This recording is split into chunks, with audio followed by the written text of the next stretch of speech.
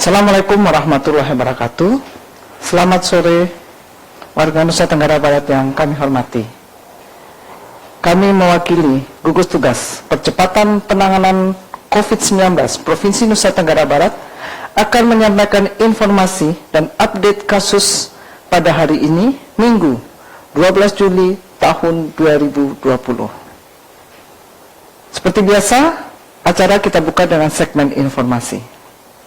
Hari ini beberapa pertanyaan yang masuk ke PCC COVID-19 maupun ke Facebook Kominfo adalah mengenai pemeriksaan rapid test bagi mahasiswa, pelajar, dan santri.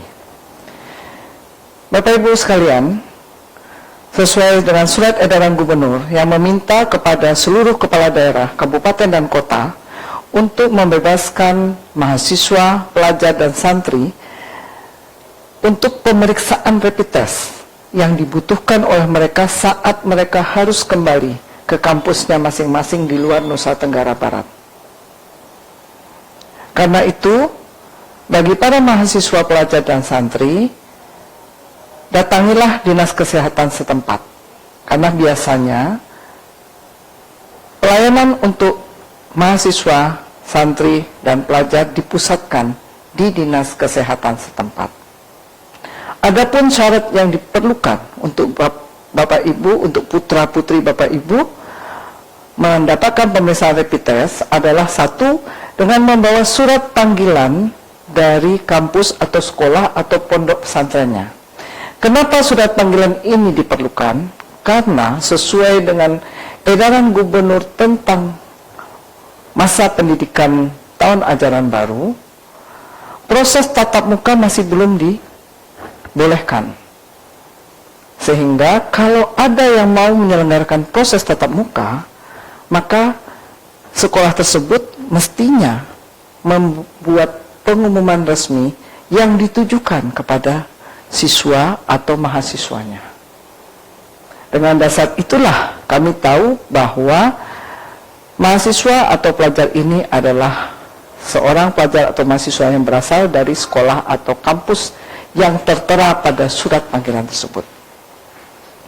Yang kedua adalah memberikan fotokopi KTP, kartu mahasiswa atau kartu pelajar.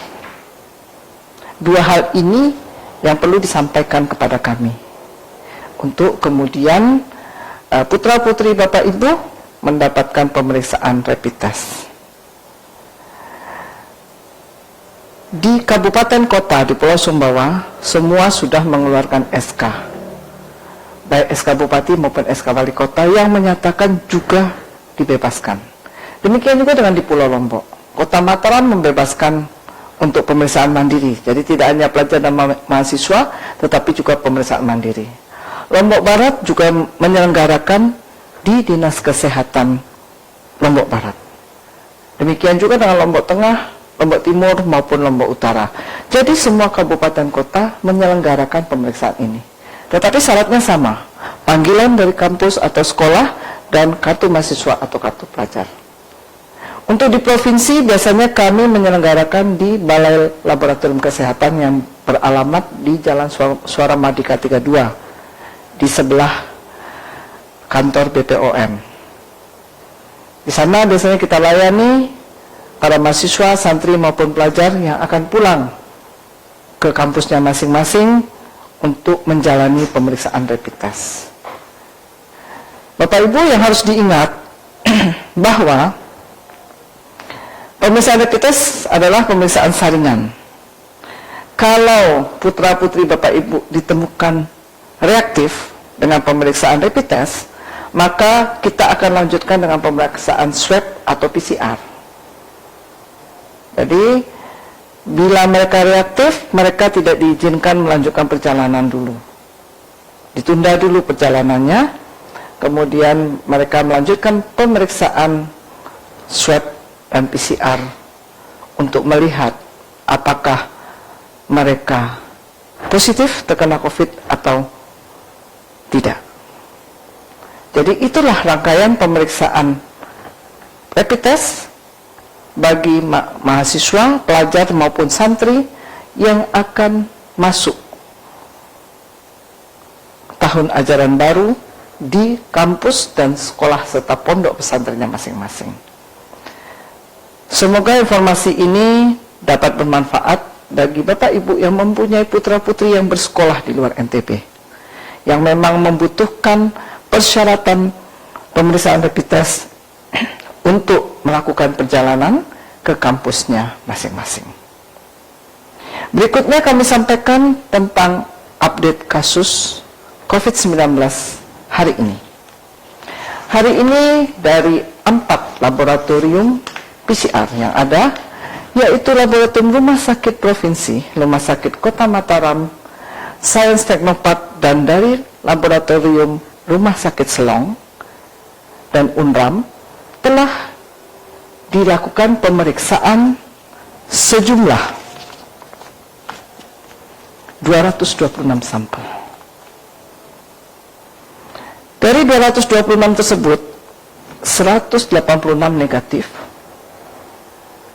16 positif, tetapi merupakan pemeriksaan ulangan dari mereka yang masih dirawat. Dan hari ini terkonfirmasi positif baru adalah 24 orang, 18 berasal dari Kota Mataram, 5 berasal dari Lombok Barat, dan 1 orang dari Sumbawa. Sehingga total sampai hari ini tercatat 1.572 kasus, diperiksa dari 15.271 spesimen, dan positif rate Nusa Tenggara Barat hari ini tercatat 10,3%. Masih jauh di atas standar 5%, angka positif rate yang diharapkan untuk menyatakan bahwa penularan COVID-19 di Nusa Tenggara Barat sudah minimal. Untuk kesembuhan, hari ini dinyatakan sembuh 22 orang. Dari Kota Mataram 11 orang, Lombok Barat 7 orang, Lombok Timur 2 orang, dan luar provinsi 2 orang. Sehingga angka kesembuhan sampai hari ini adalah 989 orang atau 62,9%. Untuk pasien yang meninggal hari ini adalah 1 orang dari Kota Mataram dengan penyakit komorbid. Sehingga tercatat hingga hari ini adalah 81 orang pasien yang meninggal atau 5,1%, dan menyisakan 502 pasien yang masih dirawat di rumah sakit rujukan ataupun rumah sakit darurat di seluruh Nusa Tenggara Barat. Hasil dari kerja keras gugus tugas desa, kecamatan, kabupaten, kota dalam melakukan tracing kontak, tercatat penambahan pelaku perjalanan tanpa gejala hari ini adalah 195 orang. Sehingga total pelaku perjalanan tanpa gejala hari ini adalah 67.727 orang, dan yang masih dalam karantina mandiri adalah 1.652 orang atau 2,4%. Untuk tracing kontak bagi mereka yang berkontak erat dan sangat erat dengan penderita terkonfirmasi positif, hari ini bertambah 970 orang. Orang tanpa gejala total menjadi 12.916 orang, dengan yang masih dalam pemantauan adalah 1.194 orang atau 9,2%. Sementara orang dalam pemantauan hari ini bertambah 22 orang, sehingga total menjadi 6.877 orang, dengan yang masih dalam pemantauan adalah 264 orang atau 3,8%. Pasien dalam pengawasan bertambah 17 orang, sehingga menjadi 2.197 orang, dan yang masih dalam pengawasan adalah 447 orang atau 20,7%. Dari total 3.547 orang yang dalam karantina mandiri dalam pengawasan, kita harus waspadai 1.905 orang yang merupakan OTG, PDP, dan ODP yang masih dalam pemantauan dan pengawasan, karena mereka lah calon yang paling kuat untuk menjadi positif. Bapak Ibu warga NTB yang tercinta, kita ketahui bahwa ada beberapa teori baru tentang penyebaran virus corona. Yang sudah sama-sama kita ketahui adalah apabila kita berbicara, maka keluarlah droplet atau percikan ludah. Di dalam droplet ada mikro dan makro virus. Kalau yang makro, yang ukurannya besar, dia akan langsung jatuh ke tanah. Tetapi yang mikro, dia akan melayang-layang di udara. Dan itu membutuhkan waktu untuk dia hilang. Maka yang menjadi catatan, hati-hatilah kalau kita berada dalam ruangan yang tertutup. Karena udara itu akan berputar di sekitar kita, tidak keluar. Artinya, mikrovirus yang ada juga masih ada di sekitar kita. Itulah sebabnya, walaupun dalam ruangan, kita diminta tetap pakai masker. Kecuali kita hanya sendiri di dalam ruangan. Tetapi kalau kita punya lawan bicara, kita punya teman, maka tetaplah pakai masker. Karena apa? Karena untuk meminimalkan resiko mikrovirus itu berterbangan karena kita tidak pakai masker. Karena itu, meminimalkanlah kita berada di luar ruangan yang tertutup. Bukalah ventilasi agar udara mengalir, sehingga kalau ada mikrovirus di sekitar kita, maka mikrovirus itu akan ikut keluar bersama udara yang mengalir melalui ventilasi yang kita buka. Itulah catatan terbaru dari WHO tentang kemungkinan penularan virus corona melalui udara atau yang dikenal sebagai airborne. Memang yang masih diberi catatan adalah ruangan tertutup, bukan ruangan terbuka. Ruangan tertutup yang ventilasinya tidak berjalan.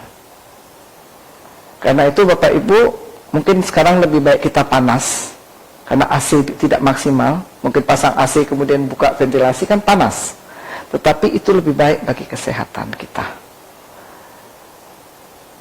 Demikian informasi kami tentang penularan corona melalui udara.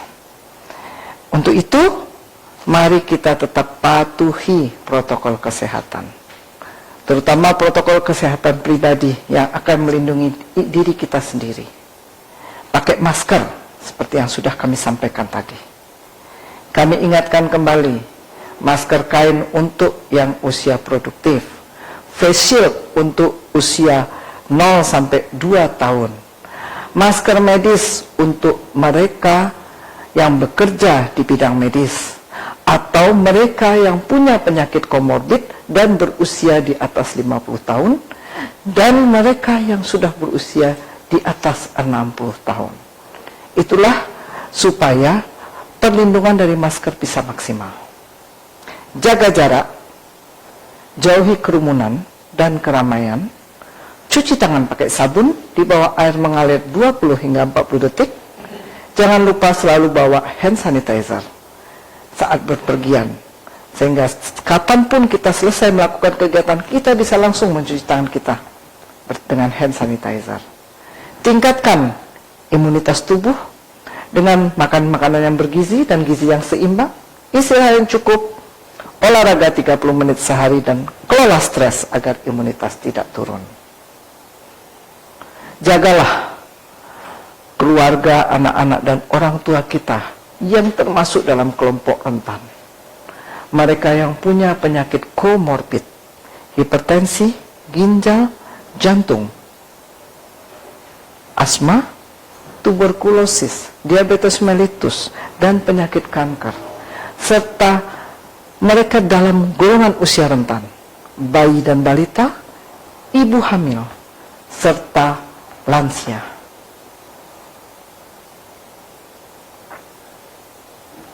terakhir, tetap laksanakan perilaku hidup bersih dan sehat.